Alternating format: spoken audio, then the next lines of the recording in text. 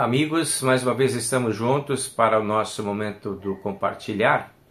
Oportunidade que temos de repartir algumas informações aí da Palavra de Deus, catalisadas dentro do Catecismo Menor de Martinho Lutero, quando ele prepara um manual para a orientação da Igreja de Deus, no sentido de aproximar as pessoas das coisas que são sagradas, divinas e importantes para a sua vida espiritual. E hoje nós estamos ampliando a sequência dos estudos de Martinho Lutero para o capítulo da Santa Ceia. Vamos dar uma olhada nessa abordagem, a primeira parte da Santa Ceia. Martinho Lutero divide em blocos também a Santa Ceia e discute um pouco a questão da linguagem usada na Santa Ceia, nesse primeiro capítulo, falando sobre a essência da Santa Ceia, né? E também sobre a linguagem que é usada, a terminologia da própria Santa Ceia, como é que isto adquire significados especiais também no que diz respeito a significados teológicos, significados bíblicos, né? Por que a gente usa determinadas palavras que precisam ser essas palavras? Isto está dentro do capítulo de hoje. Então vamos abrir aí a primeira pergunta. Primeiro, o Martinho Lutero, antes de entrar no assunto propriamente dito, ele fala sobre a sexta parte principal, que é chamada Sacramento do Altar, né?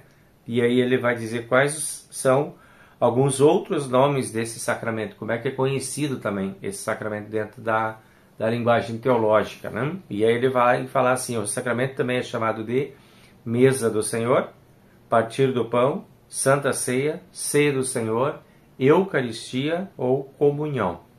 Esses são os diferentes nomes, é tudo a mesma coisa, né? Independente de qual nome se use. É mais comum, né, usar aí Santa Ceia, talvez é mais universalmente conhecido como Santa Ceia. Mas se quisermos usar outros termos desses que são mencionados, qualquer um deles estará de acordo com a linguagem bíblica, com o significado teológico do Novo Testamento. Aí dentro dessa lista, né, de nomes e significados especiais, tá? Então ele vai fazer a primeira pergunta, quando ele diz sobre a essência da Santa Ceia, ele pergunta o que é a Santa Ceia. E a resposta que Martinho Lutero formula aqui é a seguinte: é o verdadeiro corpo e sangue de nosso Senhor Jesus Cristo para ser comido e bebido sob o pão e o vinho por nós cristãos, como Cristo mesmo o instituiu. E aí Martinho Lutero logo vai falar sobre o conceito bíblico, o fundamento bíblico para esta afirmação. E aí ele vai perguntar onde está escrito isso, por que a gente pode afirmar isso, de onde vem essa afirmação. E Lutero então busca lá dizendo o seguinte, ó: assim escreve os santos evangelistas Mateus, Marcos, Lucas e também o apóstolo Paulo: nosso Senhor Jesus Cristo, na noite em que foi traído, tomou o pão e, tendo dado graças, o partiu e o deu aos seus discípulos, dizendo: tomai e comei, isto é o meu corpo que é dado por vós, faze isto em memória de mim. A seguir, depois de cear, tomou também o cálice e, tendo dado graças, deu-lhe, dizendo: bebei dele todos, porque este cálice é a nova aliança no meu sangue, derramado em favor de vós para a remissão dos pecados. Faze isto todas as vezes que o beberdes em memória de mim. E é a citação dos textos bíblicos, né, de Mateus 26, Marcos 14, Lucas 22 e 1 Coríntios capítulo 11. Esses são os endereços onde a Santa Ceia é mencionada, onde esse texto é mencionado. Bueno, vamos às perguntas agora explicativas dessa parte colocada por Lutero, que é a essência da coisa, o que é e onde está escrito. Aí vem uma sequência de perguntas agora. A primeira pergunta é: por que essas palavras sacramentais se acham 4 vezes na Escritura? A gente tem essa menção, né? E ele diz assim, ó: para que nos sejam tanto mais claras, mais certas e mais importantes. Talvez foi por isso que Deus fez com que aparecesse tantas vezes, né? Repetido exatamente a mesma fórmula, para dar importância ao significado e oferecer clareza. É assim que tem que ser. Precisamos seguir este caminho. Não é que cada um tem uma visão e faz do jeito que quer, né? Nós temos essa ideia desse conceito bíblico. Precisamos ter esta abordagem. Então, às vezes alguma linguagem um pouco mais atualizada, né, uma forma verbal um pouco mais atualizada, a gente vai usar, mas assim, enfim, não se pode mudar o conteúdo do texto. O texto pode ser atualizado, mas não pode perder a sua referência de conteúdo.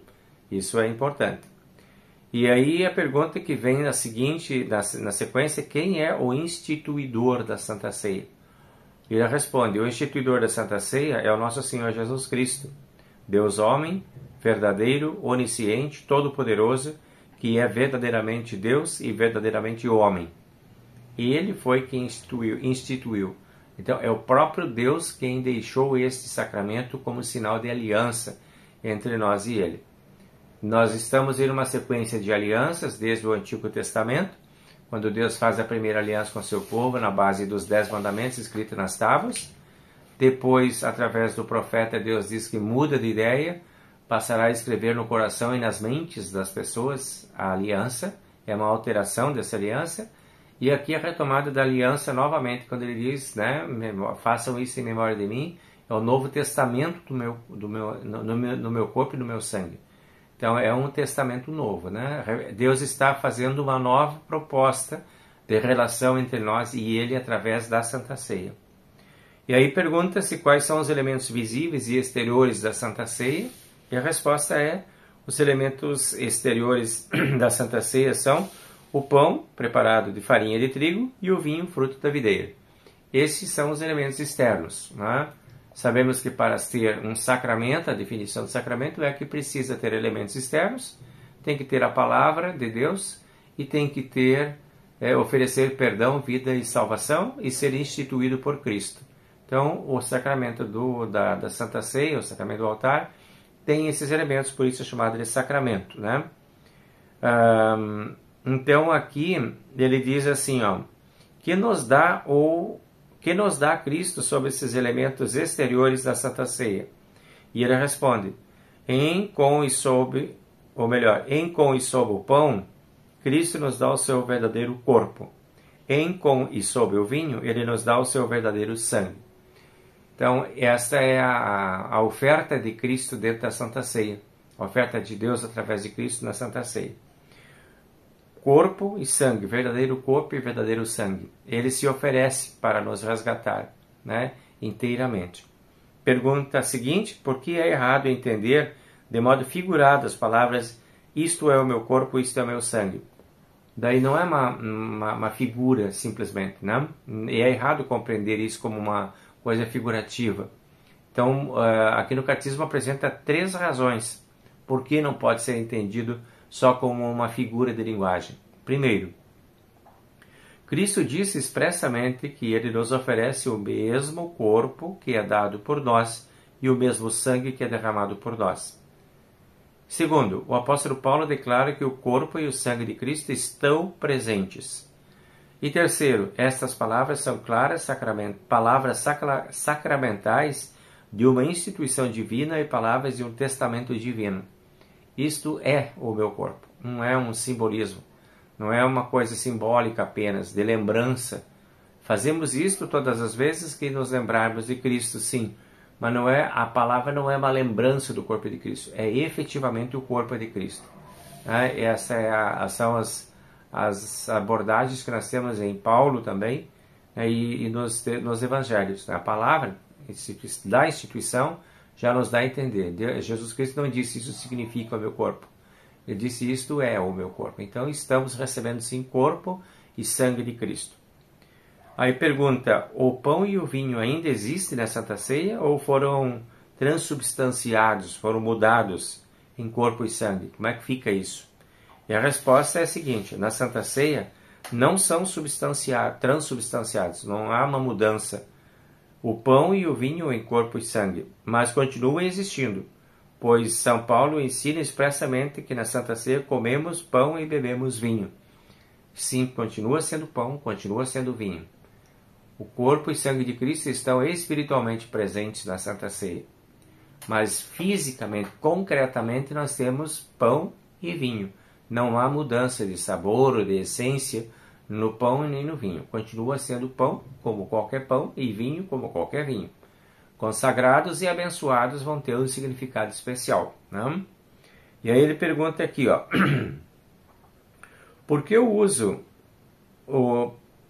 para que uso o Senhor Jesus Cristo nos dá aos cristãos o seu corpo e o seu sangue sobre o pão e o vinho?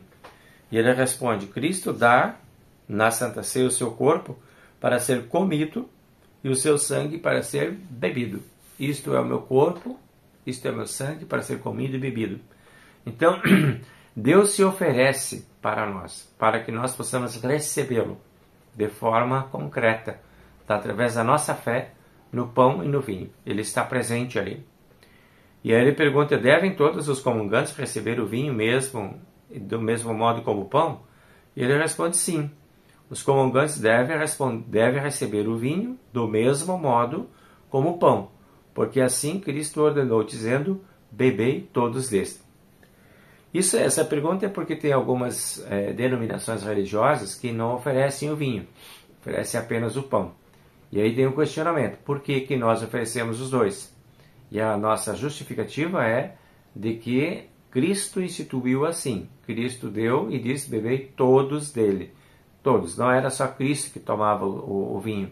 Os outros que estavam na mesa também tomavam. Bebei todos, e aí sim as palavras, isto é o meu sangue, derramado por vós para a remissão dos pecados. Todos deveriam receber. Então por isso que nós seguimos nesta lógica divina, nessa lógica do texto bíblico, praticando dessa forma, distribuindo pão e distribuindo vinho para todas as pessoas. E aqui vem outra pergunta. A Santa Ceia é um sacrifício incruento pelos pecados dos vivos e dos mortos? E aí ele vai responder o seguinte, a doutrina de que a Santa Ceia é um sacrifício verdadeiro, embora incruento pelos pecados dos vivos e dos mortos, é uma simples invenção humana, sem fundamento qualquer na palavra. Então, não é um sacramento incruento, né? Não é um sacramento, um sacrifício incruento, desculpa. Não é um sacrifício incruento, de que ali a gente realiza o sacrifício de novo. Ele é uma fórmula usada, né, para que a gente tenha acesso àquilo que Deus nos oferece, mas não significa que nós fazemos ali o sacrifício pelos pecados para que esse sacrifício traga. Não, porque não é o sacrifício que nós fazemos, se fizéssemos, né? É o que Deus faz através daquilo que nós realizamos. É a ação de Deus através do pão e do vinho, com o uso das palavras adequadas, de acordo com a instituição divina, mas é Deus que age. Não somos nós que fazemos a coisa funcionar na Santa Ceia. Nós estamos ali passivamente para receber aquilo que Deus faz funcionar. E aí vem a outra pergunta, o que Cristo nos dá nesse sacramento? Ele responde, nesse sacramento Cristo nos dá o seu próprio corpo e o seu sangue para o perdão dos pecados. Essa é uma entrega gratuita, é o presente de Deus para a humanidade, corpo e sangue para o perdão dos pecados. E ele diz, de que modo são recebidos o pão e o vinho pelo comungante? E a resposta é simples, o pão e o vinho são recebidos pela boca e de modo natural. Vai lá e cada um recebe, come, né? É na boca que se dá. E aí a pessoa come o pão e toma o vinho. E de que modo recebe o comungante o corpo e o sangue de Cristo na Santa Ceia? Este pão e este vinho é de forma natural, como qualquer outra refeição está comendo ali. Mas espiritualmente diz, o corpo e sangue de Cristo são recebidos na Santa Ceia do mesmo modo, pela boca, mas de forma ou de modo sobrenatural. O corpo e o sangue de Cristo. Recebemos também pela boca, quando recebemos o pão, isto é o meu corpo, quando recebemos o vinho, isto é o meu sangue, só que ali existe um fator sobrenatural que foge ao nosso comando, porque não somos nós que estamos mais agindo, daí no sobrenatural não, nós agimos no natural, de entregar o pão e de entregar o vinho, e comemos de forma natural. Mas o efeito sobrenatural é o efeito divino. Deus está atuando ali, naquele momento, na Santa Ceia. É uma presença real de Cristo atuando no pão e atuando no vinho. Isto é algo que nós não sentimos assim de uma forma concreta para dizer, olha, está acontecendo, estou sentindo isso agora. Ou porque mudou o sabor, ou porque teve uma energia diferente rolando, acontecendo ali naquele momento. Não, nós não vamos sentir, porque isso é poder de Deus na nossa alma, na nossa espiritualidade, de forma sobrenatural, né? E aí ele diz, como se chama o comer e o beber do corpo e sangue de Cristo sob o pão e o vinho? Tem um nome agora, a linguagem diz a seguinte, ó, esse comer e beber chama-se comer e beber sacramental, porque sucede unicamente no sacramento da Santa Ceia. É só ali que isso acontece. Então é um comer e beber sacramental. Ah, eu vou fazer isso lá em tal lugar. Se não há uma consagração, se não há uma seriedade envolvendo esse momento, não é algo assim que se pega qualquer pedaço de pão, se pega um pedaço de vinho em qualquer lugar e cada um sai fazendo. É preciso ter ordem, é um sacramento, é algo de Deus, é algo sagrado. E nós precisamos fazer isso sob a orientação de Deus. Então, é algo que está reservado a uma prática séria e responsável. Por isso mesmo, vai acontecer dentro de espaços sérios, de espaços onde a responsabilidade é assumida, no caso da igreja, pela comunidade, que leva tão a sério isso, que autoriza apenas os seus pastores chamados e instalados e ordenados para fazerem isso. De tão sério que é o assunto. É tratado de uma forma séria. Então não é uma comidinha de beira de boteco. É um sacramento que Deus está deixando para a igreja, e a igreja precisa administrar isso de uma forma absolutamente responsável e séria. E por isso, não é qualquer pessoa que vai lá e faz isso. São as pessoas que são escolhidas, que são eleitas, que são preparadas, que têm conhecimento daquilo que estão fazendo e de toda a complexidade desse sacramento e a seriedade dele. Então essas pessoas estão autorizadas pela comunidade, porque a responsabilidade da Santa Ceia é da comunidade. A comunidade transmite essa responsabilidade, autoriza o pastor a assumir essa responsabilidade em nome dela. Por isso tem tanta seriedade aí nesse assunto. Outra pergunta, somente quando a nossa Santa Ceia é realmente ceia do Senhor? E a resposta, a Santa Ceia é ceia do Senhor somente quando administrada conforme a instituição de Cristo. Então não dá para fazer de qualquer jeito e achando que vai ser Santa Ceia. Tem que ser de acordo com a instituição de Cristo, do Senhor, que é o Senhor do sacramento, aquele que instituiu, que criou, que inventou o sacramento. Então precisamos estar de acordo com a sua palavra. E aí então tudo aquilo que a gente tem falado até agora, né? Da importância da seriedade na administração desse sacramento. Segundo, próxima pergunta, devemos participar da Santa Ceia uma vez, só uma vez, assim como acontece com o batismo? E a resposta é a seguinte, movidos pela ordem e pela promessa de Cristo, bem como pela miséria que pesa sobre nós, devemos participar da Santa Ceia frequentemente. O batismo é único, a Santa Ceia não. A Santa Ceia, ela continua, ela é repetida, episódica. Ela precisa ser celebrada e continuar sendo celebrada. E essa continuidade, ela é responsável pela manutenção da nossa fé. Então, o despertar da fé acontece lá no batismo uma vez só. Agora, a manutenção da fé vai acontecendo através da Santa Ceia. Outros meios também, mas a Santa Ceia é um meio especial instituído por Cristo para a preservação e o desenvolvimento da fé. Então esse é o assunto importante que a gente está tratando aí, para que a gente pratique com responsabilidade esse sacramento tão importante. Certo, gente? E nós vamos ficando por aqui hoje com esse conteúdo. Na próxima semana a gente volta aí com a segunda parte, depois temos mais 2 partes ainda para a gente poder conversar um pouquinho sobre esse sacramento tão importante e necessário. Que Deus nos proteja, que Deus nos abençoe. Continuamos dentro do tempo de Advento, que Deus abençoe você e sua família nesse tempo de Advento, que você possa ir acendendo luzes, assim como nós acendemos as luzes da coroa do Advento lá na igreja, você possa ir acendendo as luzes da tua casa, da tua vida, dos teus pensamentos, dos teus sentimentos, das tuas virtudes, dos teus valores. Vai acendendo isso, vai conversando com a família sobre isso, vai propondo reflexões sobre esses esses valores teus, né? De verdade, justiça, honestidade, amor, bondade. Vai semeando isso no teu caminho aí, você vai ver que logo logo começa a florescer. E aí o Natal vai ser uma festa muito linda, porque ela vai estar assim recheada de coisas boas que você semeou, preparou nesse tempo de Advento. Então prepara o teu Natal, prepara para que ele seja bonito e bom. Deus te abençoe nessa preparação. Então que o Senhor te abençoe e te guarde. O Senhor faça resplandecer o seu rosto sobre ti, tenha misericórdia de ti. O Senhor sobre ti levante seu rosto e te dê a paz. Deus abençoe você, uma boa semana, até lá. Tchau, tchau.